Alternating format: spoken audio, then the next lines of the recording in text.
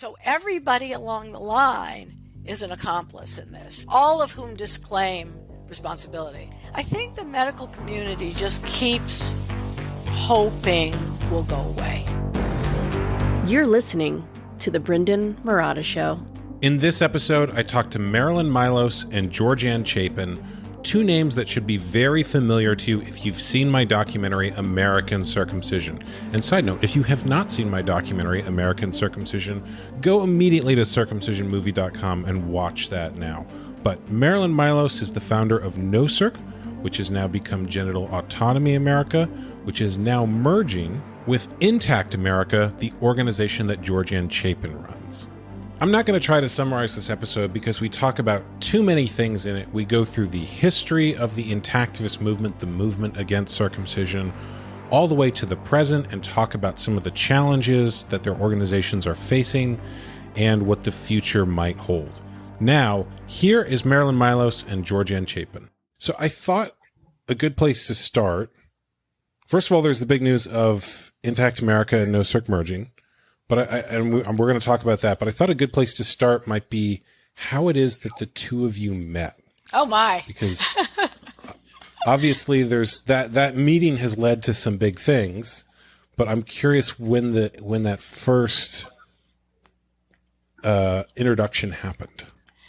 Marilyn, you probably remember the year, and then we have our own versions of the story.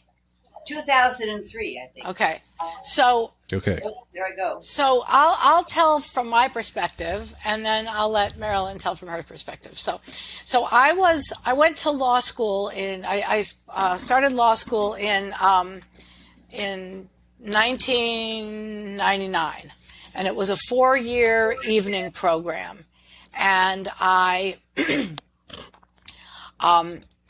knew it was going to lead to something, and I didn't know what, and I had been I had been outspoken about the issue of circumcision for years before I went to law school. And then when and right before I went to law school, my son had thanked me for not having him circumcised when he was born at the age in the year of 1980.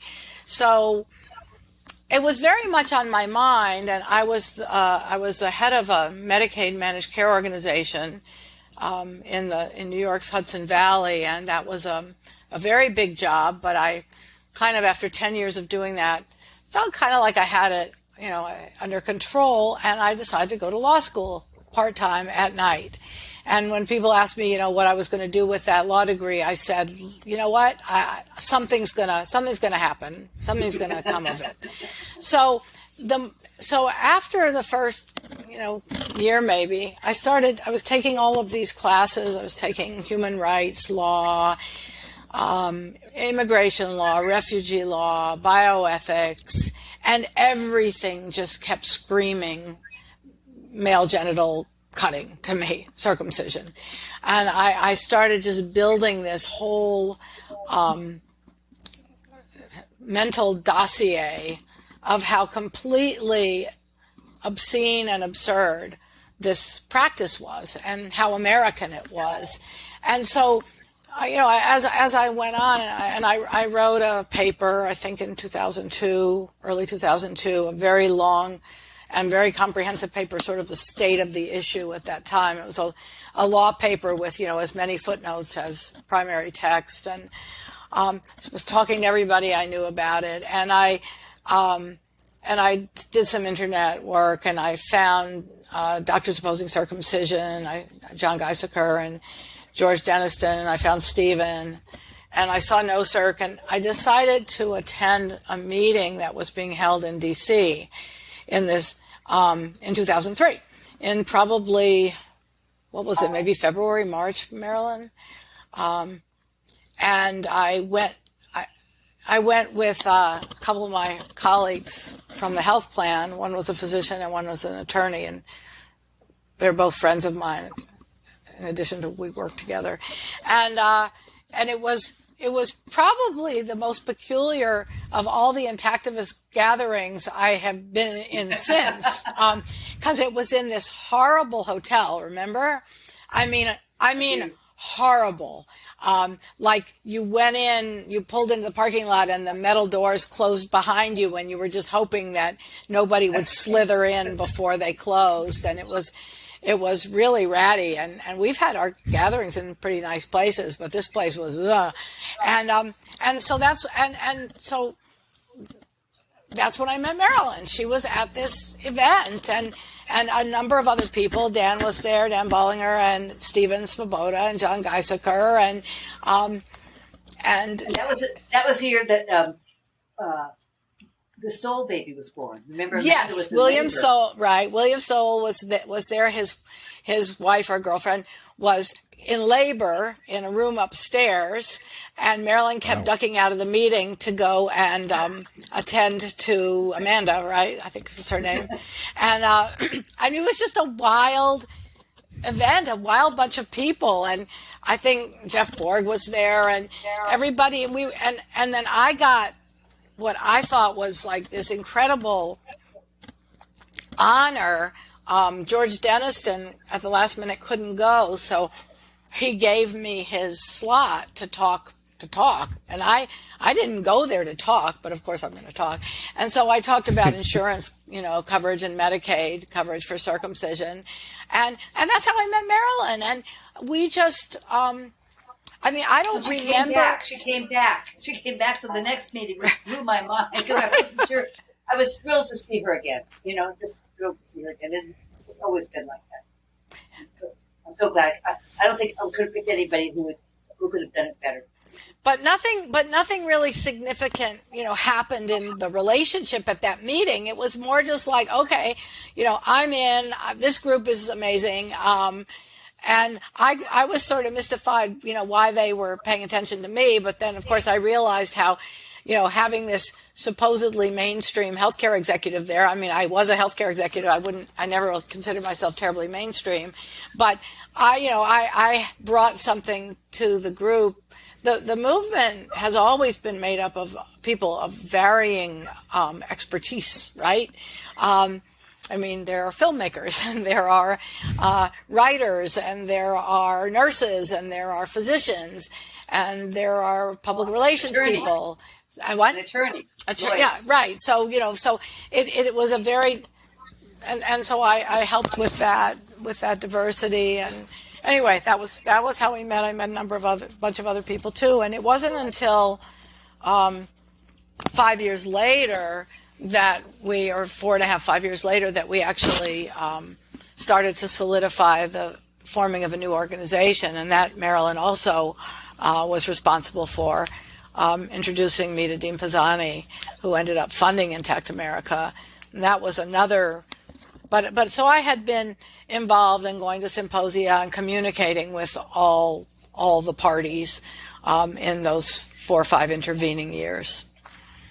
Dean Pisani called me, and he'd always been a supporter, and he kept saying that, kept asking me, do you need more money? Do you need more money? But he was helping me go to the AAP every year. So we had a booth there at the American Pediatrics National Conventions. So Dean Pisani asked me what he wanted to do more. And then a couple of lawsuits came up. And so I got him connected with the lawyers involved, and he helped pay for those. He did that. But then he still thought there's probably more he could do. And so I suggested to him that I would put together a conference call and invite the movers and the shakers in the movement, so we could just talk about what needed to get done.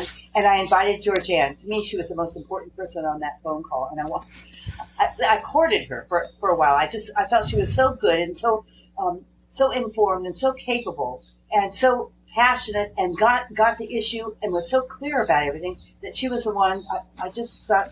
At that point, I was looking for somebody else. I'm like, who's going to take over after? Because I'm getting older and older, and who could do this?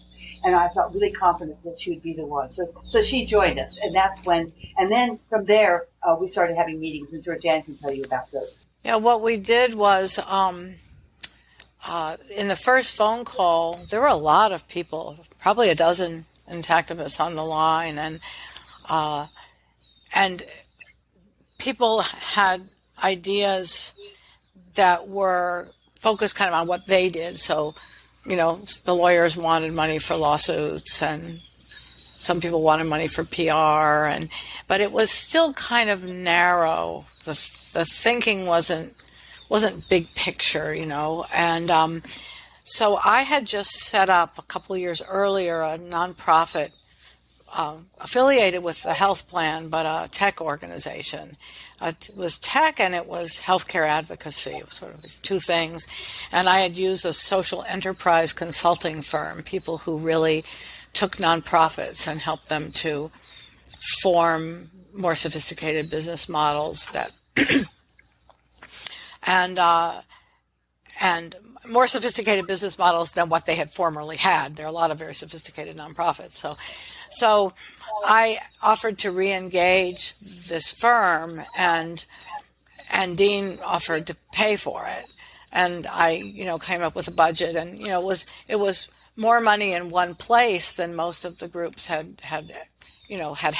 but it was necessary because we needed to put together a big picture futuristic organization. So they interviewed probably 20 leaders in the movement, prominent people in the movement, and that there weren't probably but about 50, at the time, right? So they interviewed, maybe there were 80, but really people who had been really speaking out and talking to each other. It was a pretty small group, and they interviewed everybody, and then we started meeting, and we met in Dean's company headquarters in Grapevine, Texas, just north of Dallas. And we had, I think, 2 meetings there with these consultants and talked strategy and vision, mission, gave the organization a name. That was can I interrupt here? One of the things I thought was really interesting that the leaders of that group that were helping us talked about was that nonprofit organizations after they start working as grassroots organizations work together for a while. After 30 years, if they don't change their strategy or move up, become more mainstream, they'll fade out. And it was interesting. It had been 29 years since I had begun this, that we started this stuff. It was just right on time. And clearly we began to move into the mainstream from a different perspective. Yeah, we moved into another model and another, but the groundwork was laid, right? Yeah. So we formed this, we had this idea for the organization, and I had started to think, who's going to lead this? Somebody's got to lead it. And I had an idea there. Well, and what's interesting was that, so I had a large organization. I ran a large organization, and I had a very, a board of directors that, let's just say, as long as the organization was running well, they weren't too worried about what else I might want to do. So we had a very good run, and then this other organization I'd founded, this mission and tech organization, the mission of it was promoting a high quality, cost effective healthcare system, equitable. High quality, cost effective, equitable healthcare system. And when I told the board of directors about Intact America, they said, well, that seems to fit right in. So they took the Intact America in as they were the fiscal sponsor, which basically meant they housed Intact America. And my salary, was not separate. They just kept paying my salary for whatever, I was doing. And we were able to use office space. And we had contracts that was all structured legally because they were a 501c3, and the health plan was a 501c3. It was a lot of things that came together and that worked that were kind of unique, at the time to have that opportunity, and that's how we got started. And Dean funded it, and Dean put up over $1 million to start, plus what he had put in to get everything rolling. And I remember people thought what a massive amount of money that was. And I still get people who will say to me, you got $1 million. What's going on? Why is circumcision still happening? So it liberated us. It did liberate us to spend to hire professionals. We hire professional PR people with professional messaging. Got a beautiful website to start. He continued to fund us and continues to fund us now. Not at that kind of level, but. And we built, we started to build a social media presence. And anyway, it's been now, 12, 13 years? 13 years. And I think that what has changed the most is the environment has become, when Intact America started, there might be an article a month in some publication or something online every couple of months. And now, as you know, Brendon, as Marilyn knows, there's a tremendous amount of activity and conversation, and we have not slain the beast, but this is not a quirky, incidental issue. This has become a mainstream issue. And the fact that we haven't, slain the circumcision beast doesn't mean that we haven't made massive changes in the public's view about the procedure. So, that's where we are now. And Intact America is definitely the largest intactivist organization in that we have paid staff, paid expert consultants. We have a physical space that's an actual office, which doesn't mean nothing during COVID, but, we have physical address and we have, a big, huge social media presence and a platform. We sent out more than 1 million emails this year. Emails, obviously they many of them were the same email, but we sent out more than 1 million emails this year, and we have a professional database to track our constituents, our donors. And we're engaged in a social media activity right now, digital advertising, with a company that's based in the Netherlands and works to help nonprofits attract more followers. We're doing that. So we have a lot of different initiatives going on. Marilyn, I'm curious, when you met Georganne, what is it about her that made you think this is a person who I could trust to be a leader in the movement, and eventually now merge the organization that you founded with? So I'm curious, what is it you saw in Georganne that made you think, like, this is the person? Her confidence, her capability. She has insights of where we need to go, and she's really the insights are amazing to me. And then she has a confidence within herself to know what to do to make that, whatever her insight was, whatever her vision was, to make that work. So she that was huge. But also her compassion, her love of people. When I went to her office in New York, and we'd walk in the morning, and she'd say hello to everybody. She just, without any kind of airs about her or whatever, just she's a real person. Her honesty, her trustworthiness.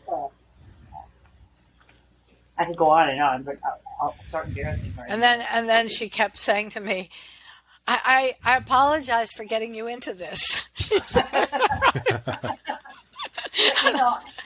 It's also because now she's coming to a time where I was 10 years ago, what's going to happen as I age? And I just said, well, don't worry, because somehow the universe is running this show, as far as I can tell, because one thing after another has worked all the way along. And in the early days, I was always fretted about what to do next, what to do, where's the money going to come from, how am I going to do this? And again, I just flew by the seat of my pants because I didn't know what I was doing. I was just doing it. I just knew I was going to bring an end to circumcision. I thought I'd do it in 2 years. Well, that was 42 years ago, so, how clear I was on the issue. But Georganne has always been clear, and I just felt that that would be great. And I trust that there'll be somebody else who will step up with just the right kind of stuff I don't think she's done with the major part of the work that she's going to offer to this organization and the leadership that she has begun. I suspect that there's more coming in that way. But I also think that there'll be a point that somebody else will come along, and I just have to trust that, because that's how I've done it so far. I hope we don't go backwards on that. It's an important issue, and I don't think it will die. I think we'll just keep going until one day we'll win. But it sure is a hard one. My mother said to me, I said, Mom, this is taking longer. I thought I could bring an end to circumcision in 2 years. And she said, if it were boring, if it were easy, you would have gotten bored. And for 42 years, I've never gotten bored. It's a fascinating human rights issue. And the fact that it keeps going is even more fascinating. So I'm curious now, Intact America and No Circ are merging. We have. What does that mean? And you have merged already. Right. Okay. What does that mean, and how is it that came about? Well, I think we always figured this was going to happen. And some of it has to do with efficiency, right? Even though Marilyn didn't have a high overhead, some of it had to do with the fact that she wanted to do some other things with her time, and she was all by herself with No Circ, and she was already our clinical consultant. But Marilyn can tell you, we're both writing books at this moment, all three of us, right? Yeah. So I have a new respect for authors and editors as well. So and Marilyn's age, and I feel that because, as she said, I'm 10 years behind or 11 years behind or something, and we all worry about how to spend our time as we get older and what our legacy is going to be. The other thing is that we could comfortably absorb Marilyn into Intact America and make sure that she continued to be compensated for the work that she is doing now, as well as for her legacy. And that was extremely important to me and extremely important to our Intact America's donors. And then Marilyn has a set of supporters who for them, Marilyn walks on water, and they want her to be able to continue and be successful and be productive. So it just made sense. There was no infrastructure at No Circ that we really had to. My health plan had merged with another organization, and that was a massive 2-year undertaking to merge infrastructures. But we did not have, thankfully, we didn't have that. Really, our growing pains. I wasn't organized well enough. No, don't say that, because that's not it. It was a different kind of an organization before you started, which is why we needed you. It was funny because our the Intact America was fortunate, in addition to having these consultants that helped us to set up the organization. We had a wonderful attorney who's like really the bomb in nonprofit world. Very, very creative, very conscientious, and it turned out that that he and the attorney Marilyn had used over the years, also specializing in nonprofit mission-driven organizations and similarly brilliant, were, I think, law school friends. They knew each other. So this guy in San Francisco and our guy in New York, and it just, everything just went very smoothly. It wasn't, it was more of a spiritual merger and a marker of the movement, some consolidation. I mean, which I wouldn't be surprised if there isn't somewhat more going down the line, but I'm not sure about that. And anyway, that's how we're doing it. And Marilyn's donors have been interested in how we're handling things, and it's just been 100% positive. So what does it mean practically for the organization? Because I know that No Circ had centers around the country, or people who would say that, I'm the No Circ of this particular state. Is that... That's an interesting... Go ahead. Sorry. That's an interesting point, because when I first realized that I didn't want to do No Circ centers anymore, because, just as I moved on and couldn't, wouldn't have time and so forth. And I also wasn't doing it as well as I thought I could have. So I just, and that I was struggled with that for quite a few months there, wondering what to do. And it turned out the day that I was writing to everybody, actually I did, I wrote a letter to everybody and said, I'm no longer, I'm going to disband no circ centers. And we'll no longer be doing that. And Georganne called me to tell me, I had clicked the send button, that message went out. Georganne called me to tell me about Your Whole Baby. So I immediately called Jen Williams, and I said, would you be willing to take on the no circ centers and embrace them and use them in your organization? And she said, yes, absolutely. So I wrote a second letter to everybody to say, here's what you can do. You can join Your Whole Baby and work through them to work locally in your own community, which of course is needed. So that turned out to be pretty good too. That's great. And Jen was, yeah. So what you're really seeing is a kind of divergence, between a professionally staffed organization and a grassroots organization that is staffed primarily by volunteers. My view about different organizations and different tactics is that all of it's needed, Sure. All of it's good, all of it's needed. I mean, there are obviously some people or activities that, one of us might roll our eyes, with the other or whatever. But in general, if you read the social change playbook, these organizations all play a role in every movement. You have, so that's what we're seeing in Intact America. So it's a big relief. Not a relief. That's not the right word. It's a good thing. To have organizations that are primarily focused on moms and babies, right? And that kind of grassroots communication, that grassroots model. And obviously we're in sync with that. We certainly pay attention to that. We certainly have pieces that we publish or write that focus on that, but we're not primarily a one baby at a time organization. We're more big picture. That's why we do national surveys.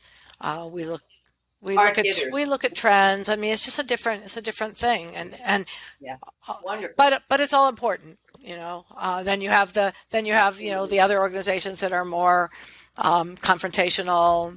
That's also part of every social change movement, and I think that if we look at the fact that this issue has become very prominent,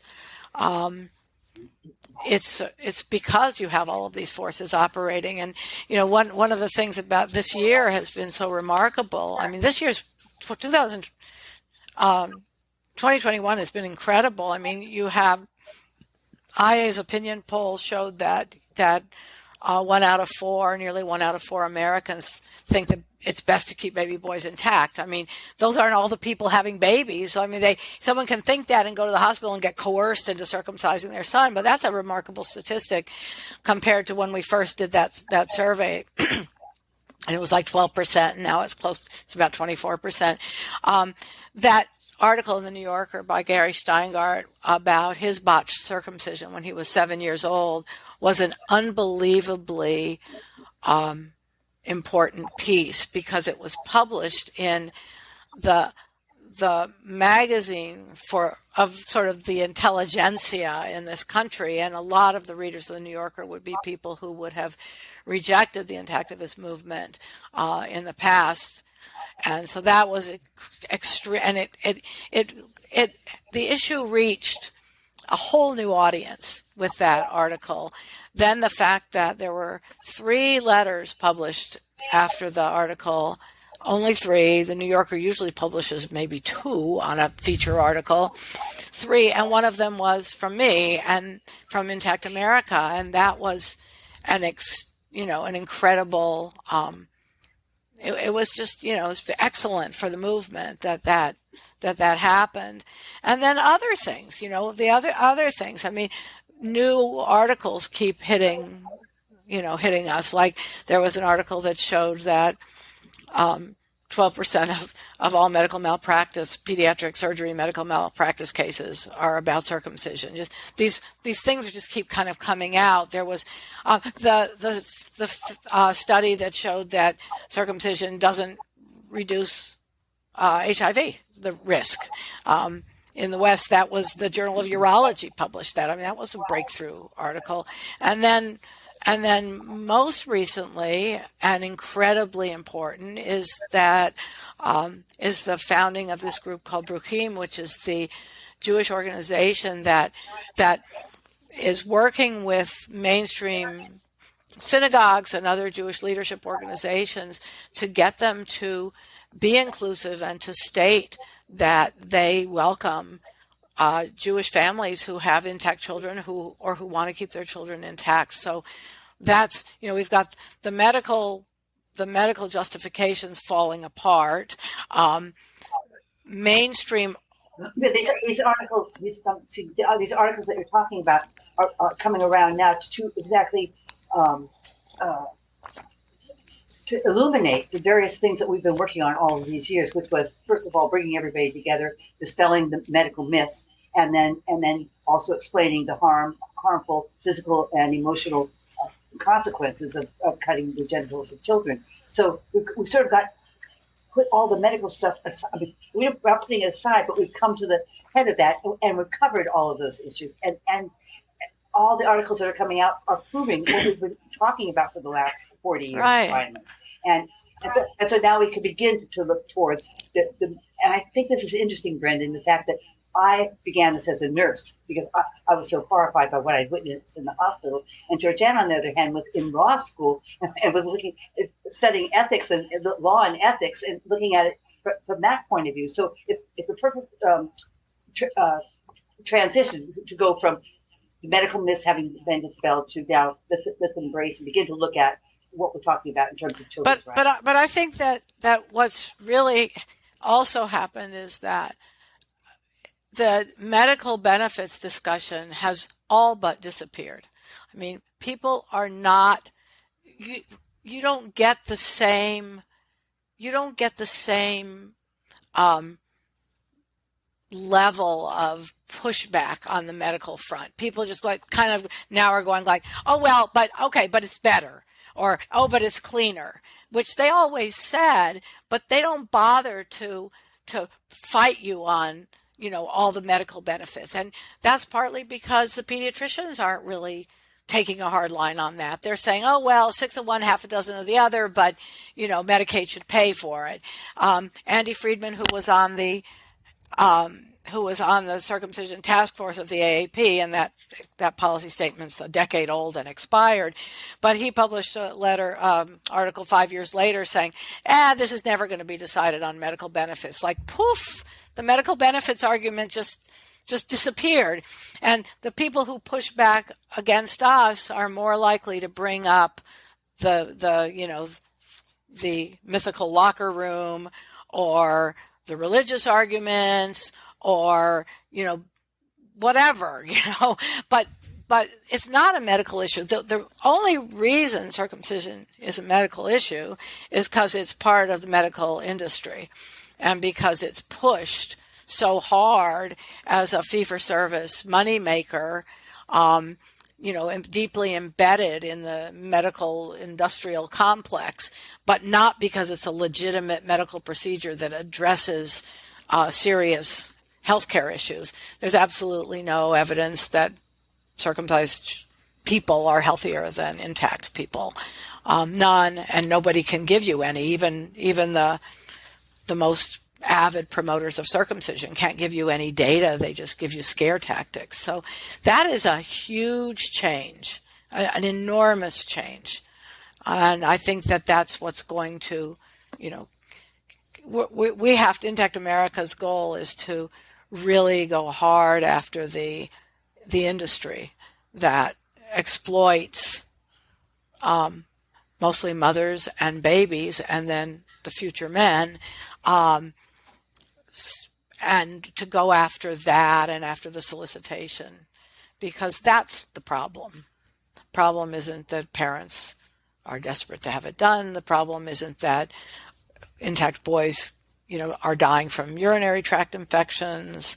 The problem isn't that people can't learn how to clean a child's penis. It's that the medical industry has vilified the foreskin so that they can continue to cut it off and make it part of their day-to-day business.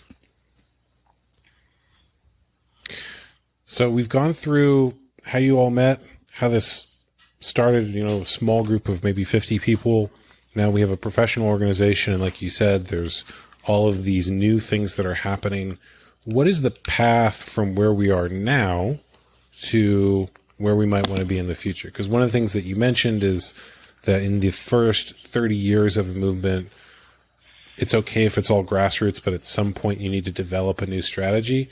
Is there a new something that needs to develop now? Is there a different path from where we are now to the future, or is it more of the same, or what does that actually look like for you all? Well, Marilyn, you want me to take that? Yeah, you're. Okay, so I think that some of what I just said is going to be informative here. What we've been told is that it's better and parents want it. And even doctors who say they don't like to do it justify it by saying parents want it. And Intact America's survey on solicitation showed that parents wanting it is not yeah, there are some parents who want it, but they're also asked an average of 8 times if they're going to do it. So this is a hard sell. It's sort of like tobacco advertising or liquor advertising. Yeah, if people wanted it, they wouldn't need to ask 8 times. Exactly, right. And they wouldn't need to start asking upon the results of a sonogram that says, you're having a boy at 17 weeks gestation, and every shift change asking, and including the consent forms in the packet. And one of the problems, that we still face is that even the people who are actively involved in the solicitation don't see themselves that way. They see that they're just kind of doing their job, and but I have to ask because otherwise, the mom might be ready to go home and then realize that, oh my gosh, it's too late to get the baby circumcised. It's like, yeah, exactly, exactly, right? I have a friend who's a midwife who told her husband who wanted her baby circumcised, we missed the circumciser and now I have to leave the hospital. That was how she got out of cutting her son. We were too late. He came later than, and I was already on my way out the door. And so she now has an intact 30-year-old. So that survey that we did was unbelievably significant. And we did, we used Qualtrics, which is a reputable survey organization. All the academicians use it. And we couldn't afford to do 50 states. We took states in all 4 regions of the country. And we basically asked new moms, I think it was moms who had given birth in the last 2 years, if they were asked about circumcision. And the average number of asks, and 90, I have the statistics in front of me, but upwards of 95% were asked. The average number of asks was 8 times. And they were asked by nurses, mostly, although not entirely. And we also asked the question, if you were not asked, would you have asked to circumcise your child? And a full 44% said yes. But in our survey, we're not making any representation about this. We didn't try to figure out the circumcision rate in the country, but in our survey, 75% of the women went ahead with circumcision. And 44% said if they weren't asked, they wouldn't have said yes. So that raised the probability of agreeing to a circumcision, way up there, right? And so we feel that you could safely make the claim that if they weren't asked, a lot fewer women would have pursued a circumcision for their son. That wasn't the purpose of the survey, to get those statistics. The purpose of the survey was to identify the solicitation. So we need to break the back of that system that facilitates circumcision. And that includes, it's a huge conglomeration of people. So the paraprofessionals are involved, like the sonographer who has to fill out a chart that says, oh boy, yes for circumcision. The nurses and educators in the prenatal care offices, the registration clerks in the hospitals, the nurses on the floor. And one of the things that makes it a little complicated is every hospital is different, so the processes might differ. But we know a lot of the elements of it, and everybody is an accomplice, down to the person, male or female, medical student or resident or physician, or in some cases nurse practitioners, down to that last person who clamps the baby's foreskin and proceeds to cut it off. So everybody along the line is an accomplice in this, and the scene of the crime in the U.S. is still overwhelmingly the hospital. Now, in countries like Canada or Australia, you're seeing where they do it less in the hospital. In Australia, the public hospitals are not allowed to, do circumcisions, offer circumcisions. So you see these private clinics being set up, and so we would have to be on the alert for that. But overwhelmingly, the scene of the assault is the American hospital, and that's what we are.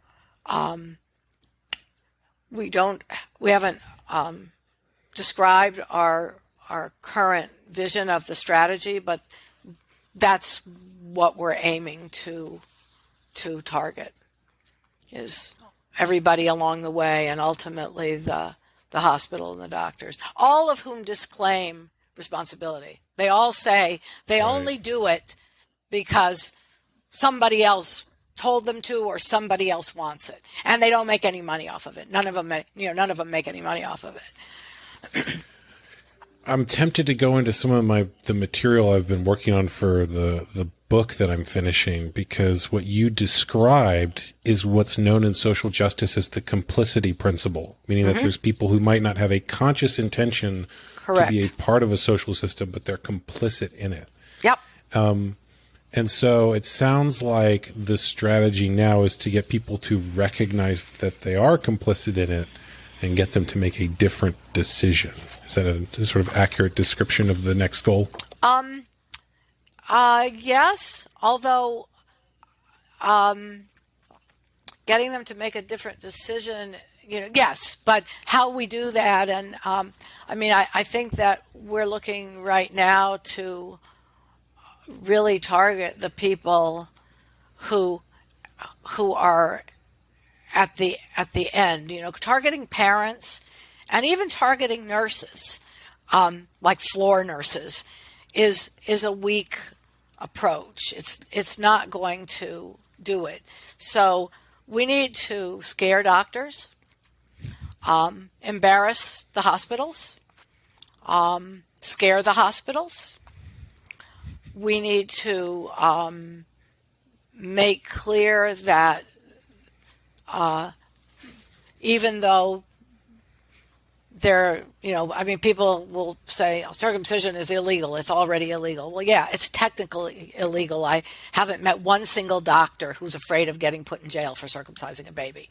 So that's just a completely ineffective thing to go around saying. I think some of them might even be scared of you saying that on the podcast. That's why I was laughing a bit, because there's an incredible fragility from doctors whenever you suggest that they might be doing something wrong, of, oh, how dare you, and you're harassing me by holding a protest that's perfectly legal, and all of these. But at the same time, so they don't like it, but at the same time, they're sleeping okay at night. They're not worried about a knock on the door of somebody and cart them off to jail, right?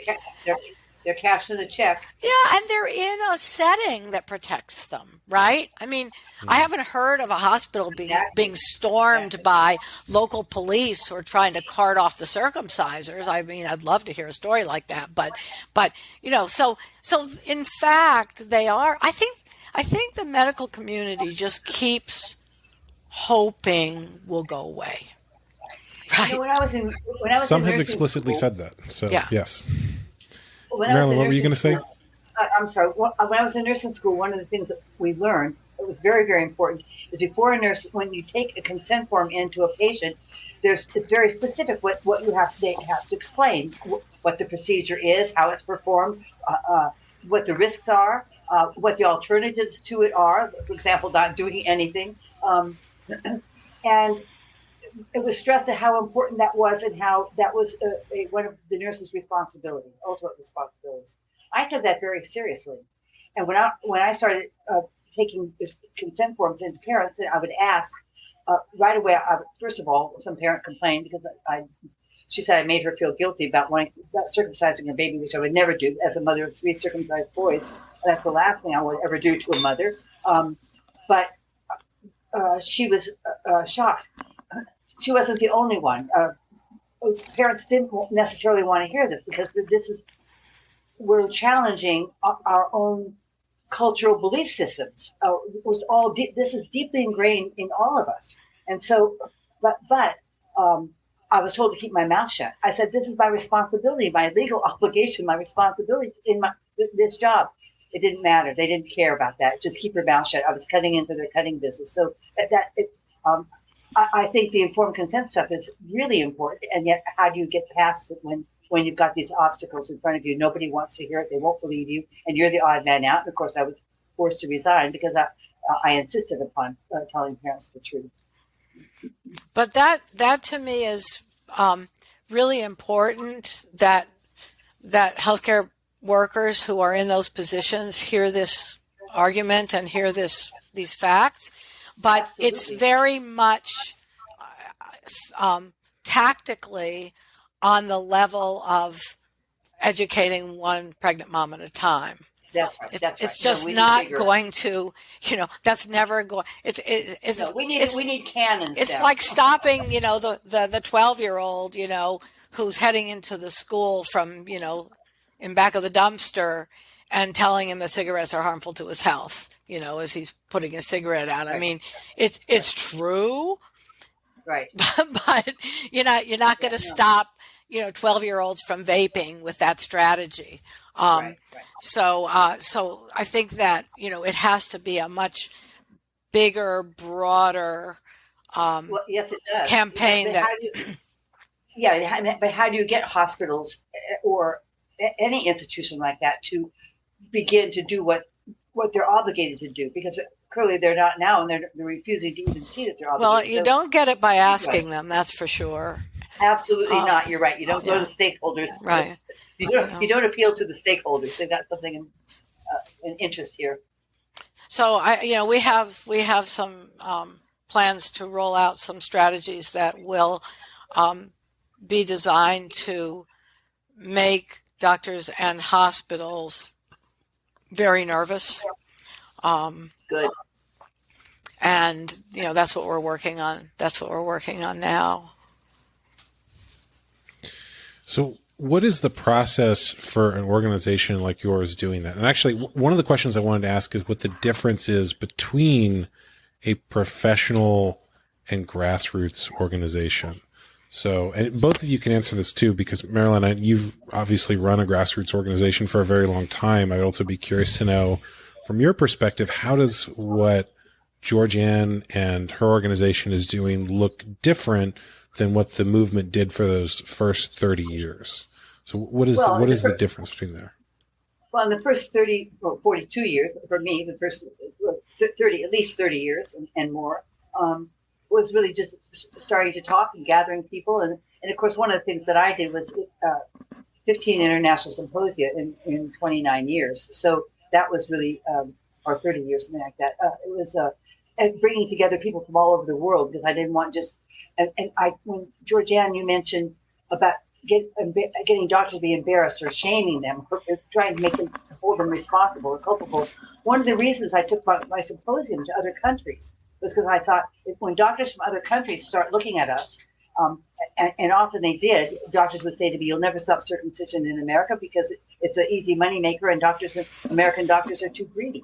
I thought that was interesting to me, but yeah. So, but I just went, as I said, I flew by the seat of my pants and just sort of went along with what I could do. Number one, to get the message out, and I did everything I could in that regard. Oh, sorry about this. So, one of the things I remember. Sorry, go ahead, Georganne. You go ahead. I'm curious to see what you're going to say. Oh, I was going to say that one of the things I remember when I interviewed Marilyn for my film was that the phone was constantly going off. That the NOCIRC number is her actual number, and she's constantly going with it. So, but go ahead with what you were going to say, Georganne. Yeah, well, I mean, another obvious difference, a very obvious difference, is a professional organization pays people, so you can hire people who have expertise. And, there's this sentiment among a lot of people in the grassroots nonprofit world that you should be doing this work out of the goodness of your heart and you shouldn't be making a salary. Well, that's absurd. How are people, I mean, don't you want people who are professional and capable and could get other jobs to do this work? I mean, I was a healthcare executive. I'm an attorney. I've got, 40 years of working, as a CEO in healthcare under my belt, and how can you dismiss that as being worthy of compensation? We hire consultants who are experts. And that doesn't mean that people who are volunteers, we have volunteers also who do awesome work and have tremendous expertise, but they got somebody else paying their salary so they can volunteer. I had an experience recently where somebody who's a consultant for Intact America was told by somebody in another organization, I didn't realize you were getting paid.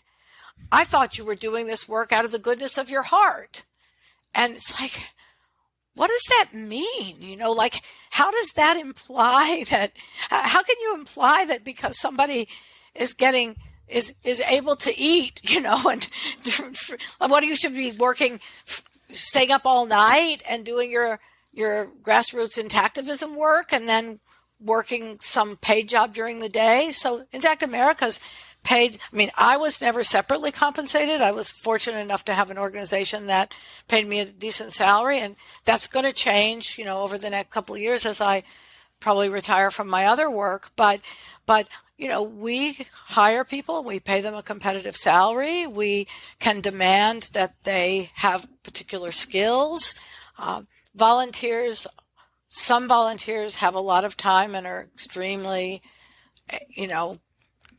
I was going to say disciplined, but that's not right. They have the time to put in the serious amount of work, but many volunteers are trying to fit this in between other demands in their lives, children and paid jobs. And so you have to have professional people working if you're going to make a difference. If you look at any of the successful human rights movements and organizations, now some of them maybe are bloated, I don't know, but they all have staff. They have paid staff. They have press spokespeople. They have people writing their press releases. I mean, compare a press release written by a professional PR person with one written by someone who, never did that before, and you'd have a pretty easy time picking out which was which, and you'd have a pretty easy time knowing which one was going to get published. So that's a huge difference.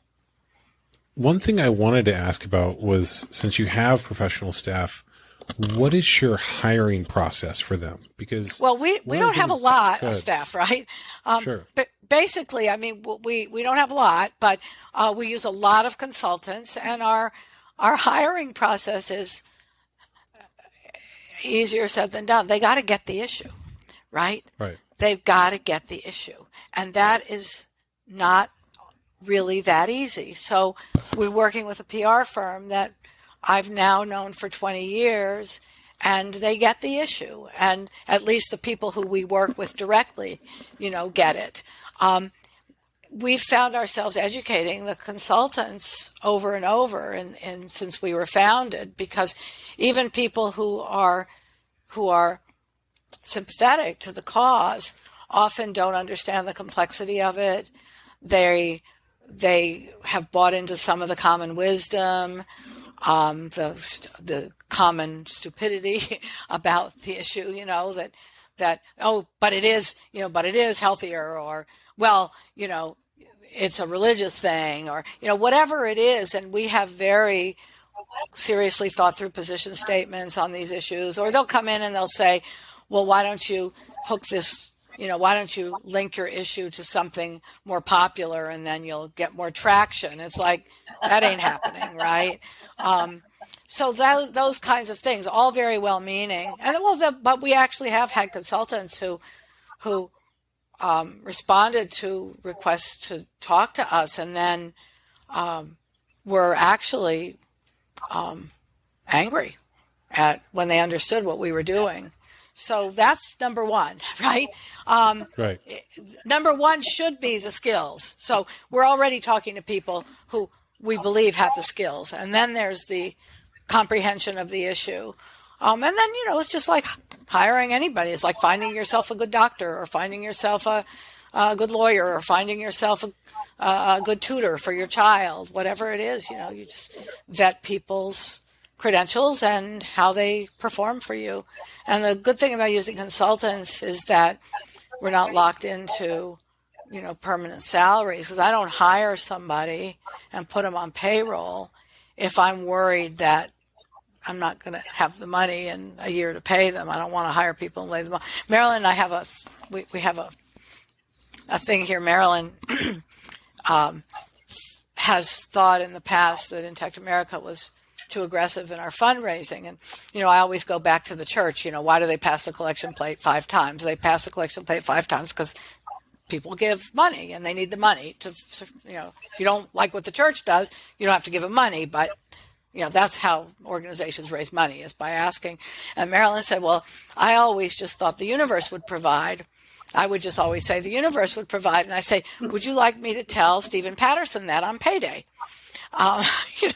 Stephen's our director of communications, and he has to pay rent on his apartment, and he's getting married in a few months, and, I'm sure he'll want to have a child, and he has a dog to feed. And I could just tell him, sorry, you're going to have to talk to the universe about paying the rent.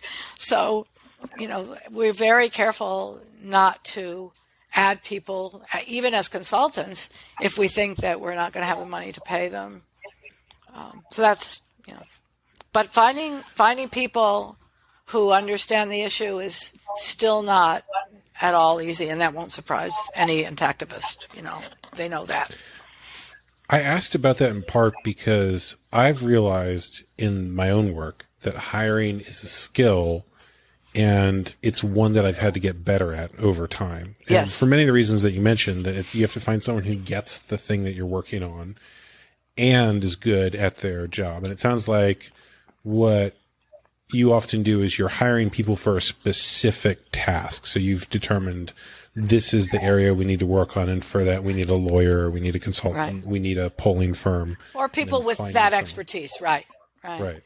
So I hired a director of philanthropy this past year who, terribly unfortunately, is ill now and is not able to work. And I advertised on Indeed for that. Now, don't forget, I've been running organizations since I was 35, right? So that's 35 years. So, and before that, I was a manager. So I've been hiring people and training them for most of my life. So I advertised on Indeed. I had a really good job description, and I said that any person who applied, applicants, had to tell me why they the issue resonated with them. I don't remember the language I used, but they needed to do that. They needed to say why they wanted to work for Intact America, and our issue. And they needed to send a cover letter. And I got more than 150 applications. And out of the 150, there were probably a dozen cover letters. The rest didn't have cover letters. And only 2 people said why. Three, because one was not really a real job applicant, but he was a consultant. 3 people out of the 150 had apparently bothered to look up Intact America and see what our mission was, find out my name, and write about why they were moved to apply for this job. And almost everybody, let's say a good half of the people, definitely had skills that were respondent to the position. It wasn't like I was getting, people who were, who had no related professional experience. I was getting people with skills and a history as fundraisers or as, good administrators, but only 3 of them addressed our issue. That doesn't surprise me, considering what I've seen from online job applications. I think that might be just an unfortunate thing about the way that people apply online, and then also the way their application gets treated online. Right. But, I had the word out. So anyway, and I was fortunate. I found a really wonderful person, and unfortunately now she's ill. So I'm not sure whether she's going to be available to work for us. So if anybody is listening to this podcast and has the skills to be a professional, we call it director of philanthropy, director of fundraising, and the database experience, the organizational experience, supervisory experience, Well, I'm glad you mentioned that, because that was actually one of the things I was going to ask, is if someone wanted to work for Intact America, what the process for that would be. And it sounds like that they need to reach out, they need to show that they care about the issue, that they have the skills to do the job. Is there anything else that I'm missing, or that I should add to that? Right now we don't have any job openings. We just, except possibly we'll be filling the director of philanthropy job if the person who's in this position is not able to come back.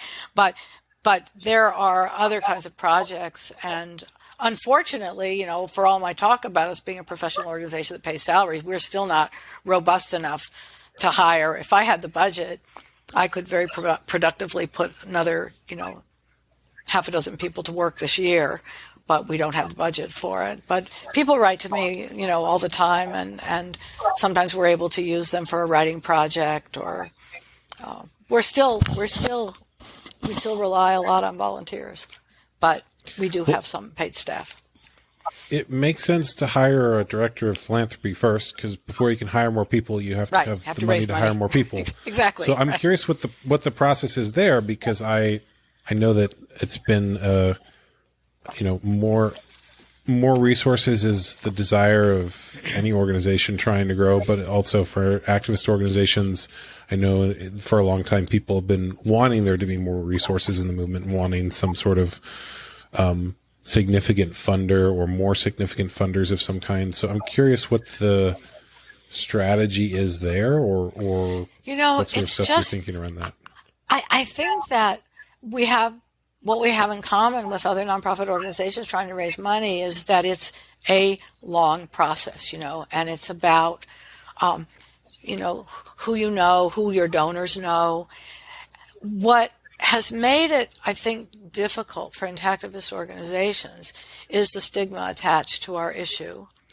And the fact also that historically, the people who are really passionate about this movement, they're not like mainstream people, right? A lot of us are kind of out of the box thinkers, and now there are wealthy people who are out of the box thinkers, and we fortunately, had one who helped us to get going. We had another wonderful donor who passed away last year, the beginning of 2020, and left us a considerable amount of money. And he was a man who this had been something that had concerned him his whole life, and he had, saved a lot of money. And when he found out he was dying, he gave it to us. And that was, it's an awesome responsibility to get a donation like that from somebody. But a lot of times our donors, even the ones that are, relatively, give us relatively large, when they say, who do you know? Who can you talk to? Who can you steer it? Well, I don't talk about this issue. I don't talk to my family about it. I don't talk to my friends about it. I'm the only person I know who cares about this issue. Now, I think what people are finding out is that's not necessarily true. Sometimes, we've had a lot of stories now where, gee, I thought I couldn't talk to anybody, and it turns out my next door neighbor also supports you, or supports another activist organization. But it's just a long process. And what we are missing is that, I was on a hospital board of directors where all the board members sit around and try and outdo each other with how much money they're going to give to the hospital, but they're all rich guys, mostly, all rich guys. I'll just say a couple of interesting things. You might be interested in this. Most of our donors, the vast majority of our donors are male. Almost all of our higher level donors are male. We do have a lot of women who donate at more modest amounts, and that to me shows who feels most seriously impacted by this issue. Our typical donor would be a man between the ages of, say, 35 and 80. It could also be an indicator of who has money, because I know. Absolutely, that's part of it, right? But women have money too, right? And there are women philanthropists. I mean, for example, on a hospital board, you will have in a hospital or other kind of social service organizations, adoption agent, you will get women donors, wealthy women donors. We don't see that. So it's a combination, clearly, but our donors who scrape the bottom of their bank accounts to give us money are almost all male.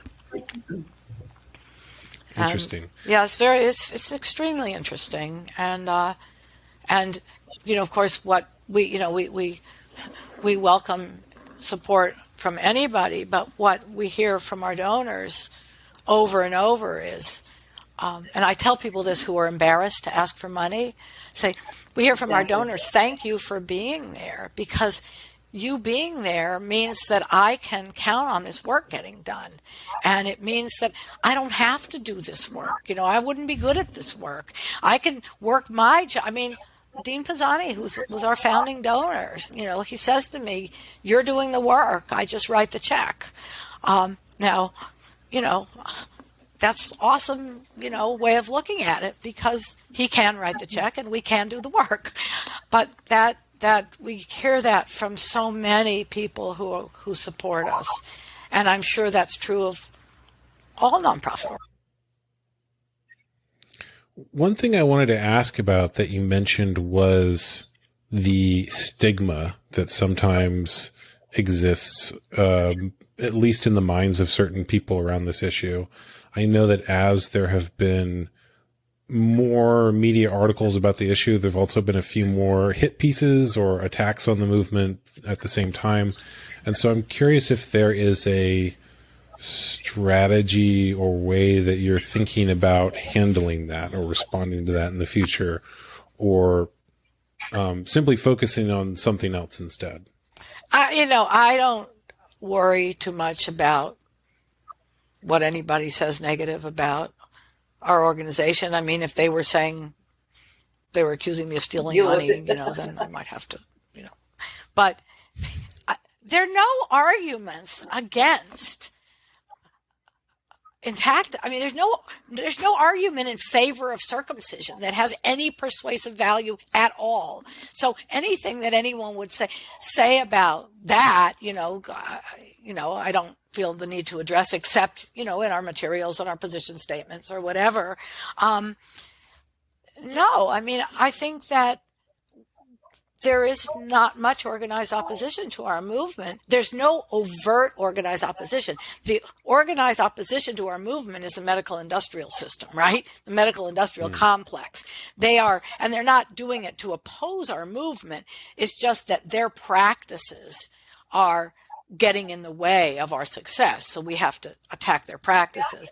But no, we don't. I get, all kinds of emails from people telling me I'm full of it. I don't feel the need to respond. And in the early years, I had death threats. Just a waste of time. Yeah, but not so much anymore. I don't yeah, think you sure did. The other thing that I found in terms of donors was often it was men who'd been hurt.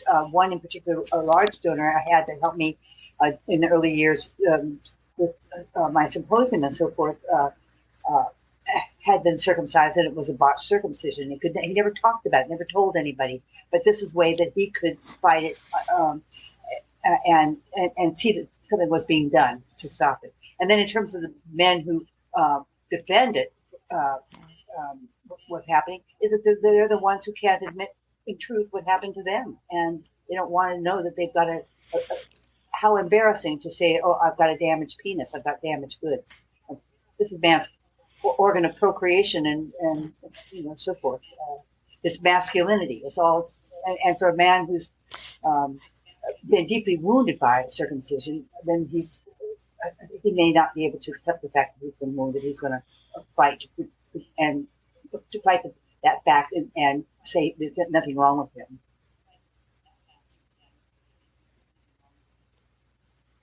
I'm so glad Marilyn said that, because I can't tell you, and she, for all the years she worked before and the years I've been working on, I can't tell you how many people have said to me, "You're the first person I ever said this to," or "You're the first person I ever told about my botched circumcision. You're the first person." And I'm sure this was a parallel with gay rights organizations, that this is the coming out. And I would say the last 10 years have been a massive coming out on this issue. And without that, we will never prevail. So, when somebody says, "Well, I never heard anybody complain," it's like, well, let me just give you a list of about, 50,000 people that was the beauty of who are complaining, right? And the American doctors said, "Oh, I've never heard anybody complain," and suddenly there's all these 7 men standing out in front of the New Orleans Convention Center with the white costumes and the blood splattered spot over their genitals, standing saying, "I am hurt, and this ends with us." That was huge, I thought. I almost fell to my knees when I saw them. Right.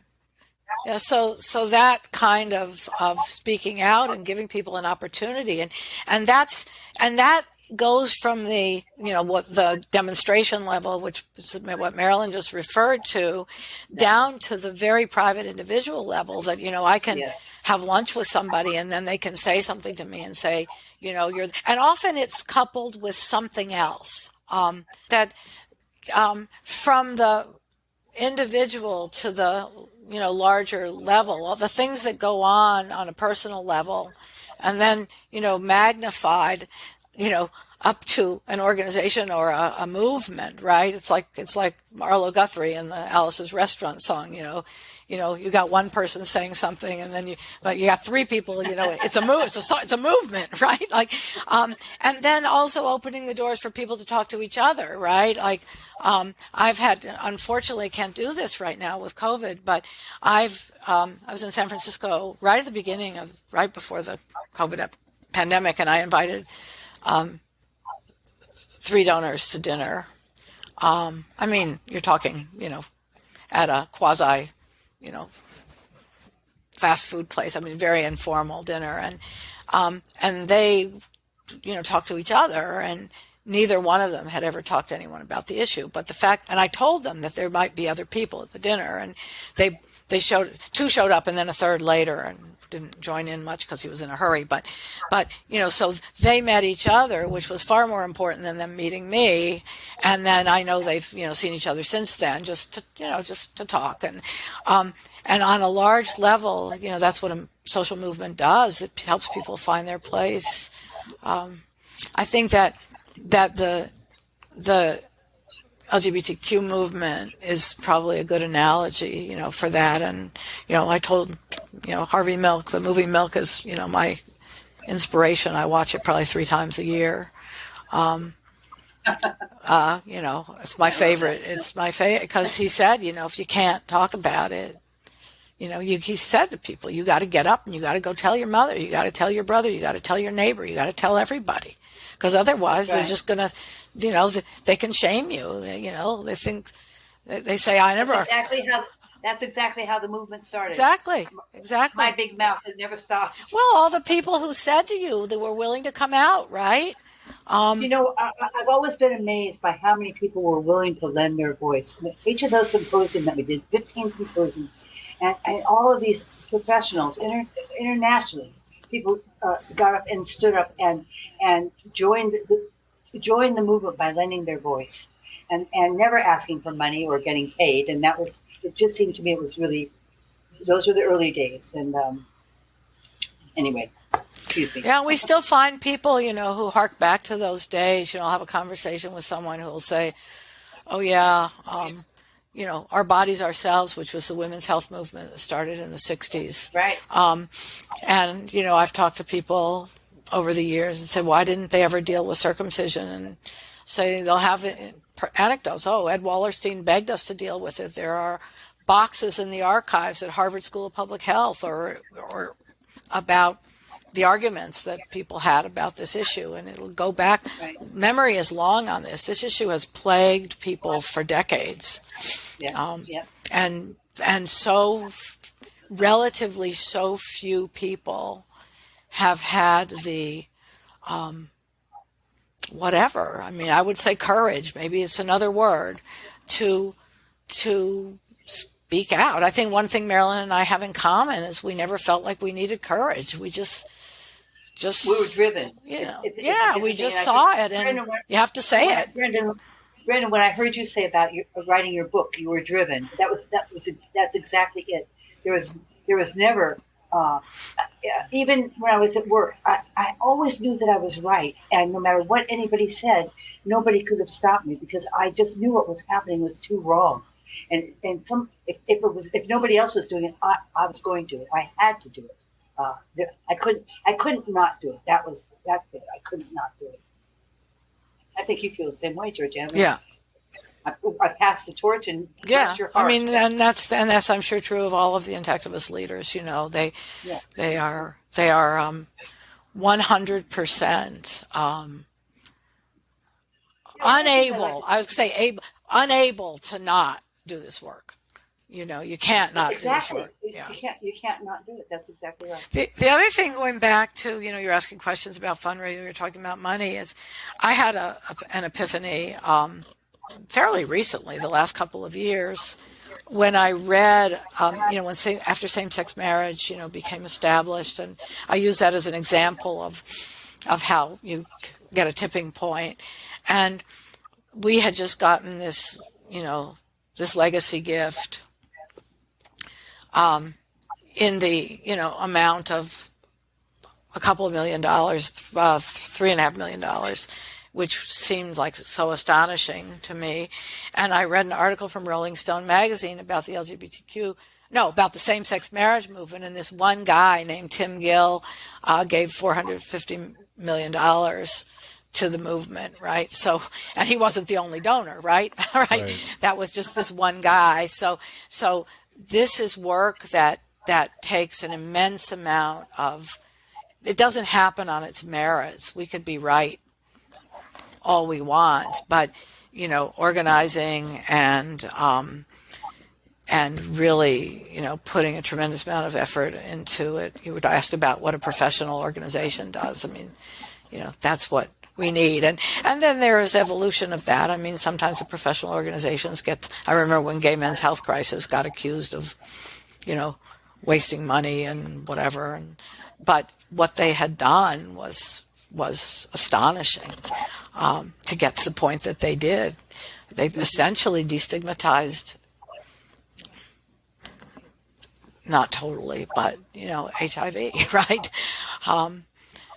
And so anyway, it's really important that we look at ourselves as a mainstream movement, mainstream social justice movement. And as one of the things I helped Georgia with that is our ability, and particularly as women, to talk about men's penises, to not be shy, to talk about that part of the body that nobody else is talking about, but we can talk about it wholesomely and with confidence and without relieving people of their own anxieties and shyness and so forth, because we are comfortable. And that makes a huge difference, I think. Yeah, that shouldn't be an issue, but it is. We still live in a pretty prudish culture, right? I mean, I'm so in. Oh, that's right. Yeah. We couldn't even talk about penises until Lorena Bobbitt cut off her husband's penis, and then you could say penis.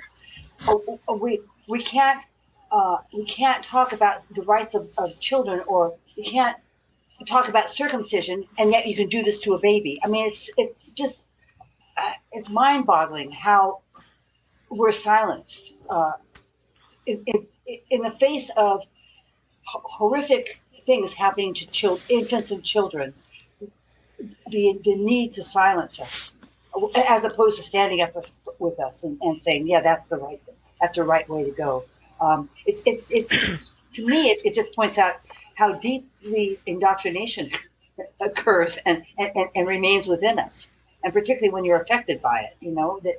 Then you uphold that the parents wanting to have the right to spank their children or cut off part of the baby's body or whatever. Another thing I have to just air this because I've been thinking about it a lot in the last few days. It's the woman who called me and said, well, my husband really wants my baby to I don't want it, but he does. And when we talk about empowering women, we know that it's a woman's job to protect her baby, to make sure that baby's first developmental task of establishing trust is securely fastened, and yet mothers turn their babies over to the circumciser's platter. There's something horribly wrong there. So and for me, when I think about the men coming home from the wars and they've got a foot missing, a foot or an arm, a leg, or an eye or an ear or whatever, and then they have a baby and they say, "Oh, I want him to match me," and they cut off part of his penis. The rest of the body they leave intact. But why is it we get to the genitals and lose our ability to be reasonable? So there's that. And the other thing in terms of women, it occurs to me, is that women need to understand that it is their job. And how do we empower them and not let them fall into that? You don't let a wounded man wound his son to look like him. You protect your baby and do what you can to help your husband heal from his wound. It seems so simple, and yet it seems like the most difficult thing that we're doing. Hello? Yeah. We were thinking about what you said. Georganne, do you have anything you want to add to that? Well, I think that on another level, and by the way, I would like to talk to you about your book project at some point, maybe just sure. Another time. But just so my audience knows they haven't read it yet, don't cancel them for all of the statements that I make. for what we're not. No, I think we're not complying with your program. What I was going to say, following Marilyn, is that we talked about the hospitals, the medical industrial complex, and I actually believe that it's as much about disempowering women exactly as it is about cutting babies. I think the babies are ancillary damage. I think that the medical system lays claim to people's bodies, but all people, anybody they can get their hands on, anybody who has an insurance card or a Medicaid card, anybody who has a limb or an organ that a medical student needs to practice on. I mean, I think that is the true evil underlying the circumcision obsession in this country. And the disempowering of women is hugely important here. But for me, to recognize that the first victim in a patriarchal society, that does disempower women, because it does, the baby is the victim. I mean, why he's victimized is to continue that you've done what you've needed to do to continue a patriarchal society by torturing and mutilating a baby in the beginning of life. You made him, you disempowered him and his mother at the same time, and both of them add to the power structure.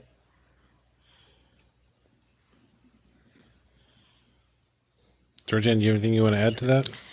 I think that we've said a lot, and I really appreciate the chance to talk through all this stuff. It's always more than like an interview, Brendon, when we talk, because you're so thoughtful yourself, and you have so much, you have so much deep knowledge about this, and those of us who are, who live this, all day, every day, don't always get the chance to talk to people who we talk to each other, and you're both in the world and also brokering, with the outside world, and that's really great. So, I think it's been a great conversation. I want to thank you. Well, Marilyn, you said, you can take this out. We're just thinking out loud. That's all that a podcast is. We're just thinking out loud. Sometimes the best moments come from thinking out loud, and they're actually they've done research. Very often, people's eureka moments are not when they're alone, but they're when they're in conversation and two ideas come together, or two people come together. To take it full circle, the organization that exists now, which, by the way, is the name changing, or is it still Intact America? No, Intact America. Still Intact America. But the organization that exists now is the result of two organizations coming together, and in fact, Intact America is in some way the result of the two of you and several other people coming together. And others. I mean, ARC was at the table, DOC was at the table, ICGI, which was Dan Bollinger, lots of Intactivists. I mean, we had an incredibly rich group of thinkers at the table when we formed Intact America, and everybody participated, everybody. And the thing that was the most, astonishing to me was that there was everybody came together and very collaboratively endorsed what had happened.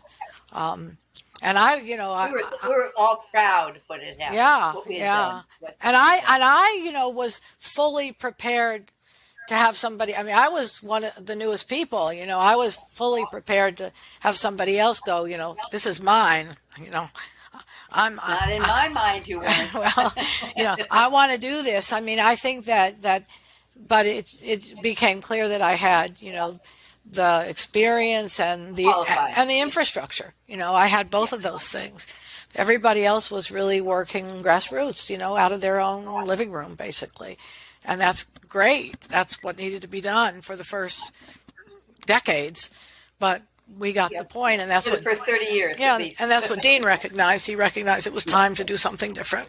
Yeah, bigger, and to take it to the next level. And you did it, honey. You did it. Yeah.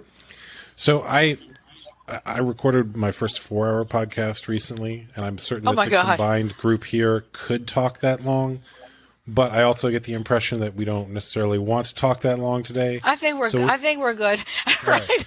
So with that in mind, is there anything I have to go let the dog out of the room. I locked him in. Right. I did want to hear about your book, Brendon. That's a whole other conversation. I hear. Okay. At least 100,000 words. I'm very much. More important than that, I'm looking forward to reading it, because I think you'll have a lot to add to the conversation in that regard. I would like to encourage people who are listening to this podcast, if you haven't already, to go to the Intact America website, to sign up on social media for all the Intactivist organizations. It always shocks me to have somebody call me and say, I want to know more about the movement. What can you tell me? And it's like, are you on social media? Do you have Facebook and Instagram and Twitter, and you go to the website? Oh no, I don't do that. It's like, oh, well then, I can't help you. Right. So go online, find out about the issue, find out about Intact America, sign up for our newsletter. You will get letters asking you to donate. If you don't want to donate, you just don't donate. I want to say that to people. You don't have to donate. If you feel inspired to reach out, to send your story, whatever, but do engage with the content of the organizations that you're looking at, because we are all a little different. We all have slightly different approaches, and it's what makes this movement so super rich and interesting.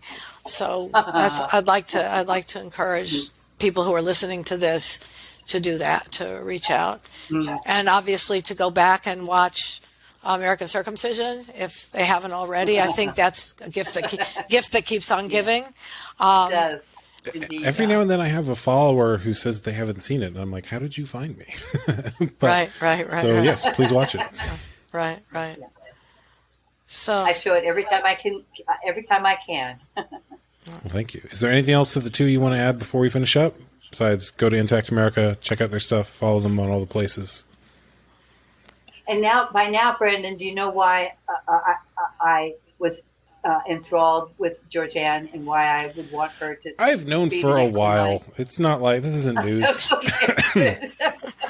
I'm sure there are plenty of people who would beg to differ, and that's fine. But yeah, we all are doing good work, and you know, I think it's great. Look, I mean, we got our podcast guy who's like awesome and making movies and writing books. I mean, and he's like interested in our issue. Like, what more could we want? It's very flattering. Media, really. so.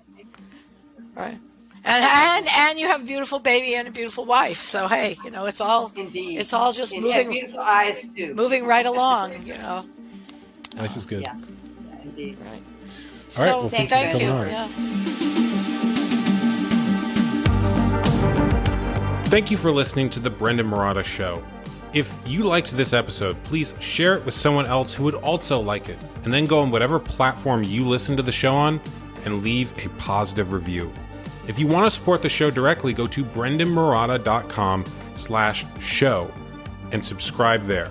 Paid subscribers get special unreleased bonus material and live events that are only available to them. Once again, that is brendonmarotta.com/show. Thank you for listening, and I will talk to you all later.